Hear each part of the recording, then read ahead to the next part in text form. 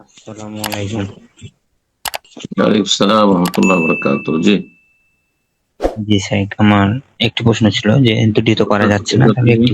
কোথা থেকে বলছেন? জি, আমি ঢাকা বাংলাদেশ থেকে বলছি। জি একটা করে প্রশ্ন, দুটো করে করলে অনেক লোক লাইন আছে। একটা প্রশ্ন না, যেটা বেশি গুরুত্বপূর্ণ করেন সামনের সপ্তাহে, তারপরে সপ্তাহে আবার করবেন।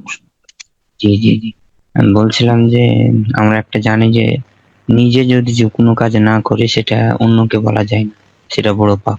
সেক্ষেত্রে স্ত্রীর ক্ষেত্রে কি একই হবে? যেমন আমার স্ত্রী হয়তো, আমি সম্পূর্ণ দিন মানার চেষ্টা করি, কিন্তু যদিও ত্রুটি থাকে, তো আমার স্ত্রীকে আমি সম্পূর্ণ একদম দিন মানাতে বাধ্য করতে পারবো? যেমন কিছু আওয়াক্তে সালাত আদায় করতে মানে বাধ্য করার চেষ্টা করি আমি। এটা একটা, হম হয়তো আমি কোরআন তো, আমি তো আরবি পারি না, আমার স্ত্রী আরবি পারে, বাংলাও পড়েছে কিন্তু মাথায় ধরে রাখতে পারে না। ওই যে আমি বারবার মানে একটু রাগ রাগ করে বলি যে তুমি দিনে 3-4 বার কোরআন পড়বা, মুখস্থ করার চেষ্টা করবা, যেগুলো সূরা কাহাফ, তারপর সূরা এই যে মুলুক, এগুলো তো অনেক ফজিলত, এগুলো মুখস্থ করবা। যদি আমাকে মুখস্থ করে না শোনাও, তাহলে মানে এমনি একটু মানে শাসন করার চেষ্টা করি। তো এভাবে বলাতে কি আমার কি ঠিক হবে? মানে আমি তো এগুলা আরবি নফল পারি না, আমি এগুলো।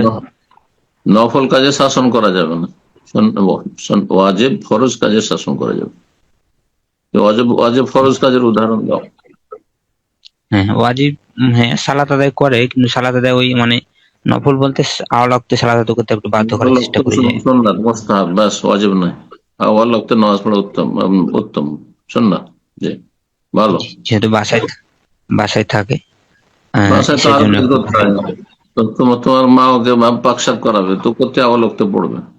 মায়ের সাথে থাকো না হ্যাঁ, আমাদের যদি সাথে। যখন আমি বলি যে যদি সুযোগ পেলে, মানে ব্যস্ততা না থাকলে আর কি, সে সময় হ্যাঁ, মানে অলসতা করে দিন। ফ্রি করে দাও আবার লোককে নামাজ পড়ার জন্য। নফল নিয়ে কেন বাড়াবাড়ি এত? নফল কাজ এত বাড়াবাড়ি করবে না, সুন্নত কাজ।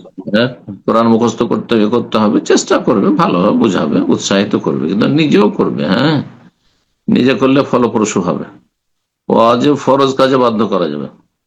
হেজাব করে না, মাথায় কাপড় দেয় না, চেহারা ঢাকে না দেব ভাসুরের সামনে, হ্যাঁ, বাধ্য করা যাবে। কথা বোঝা গেছে? আহ, তারপরে দুলাভাইদের সাথে কথা বলে নিষেধ করা যাবে শক্তভাবে।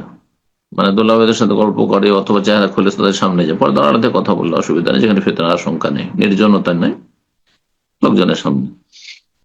তো ওয়াজিব কাজের ক্ষেত্রে বাধ্য করা যাবে, আর হারাম থেকে বাঁচার জন্য বাধ্য করা যাবে। আর সুন্নাত মুস্তাহাবের জন্য বাধ্য করা না।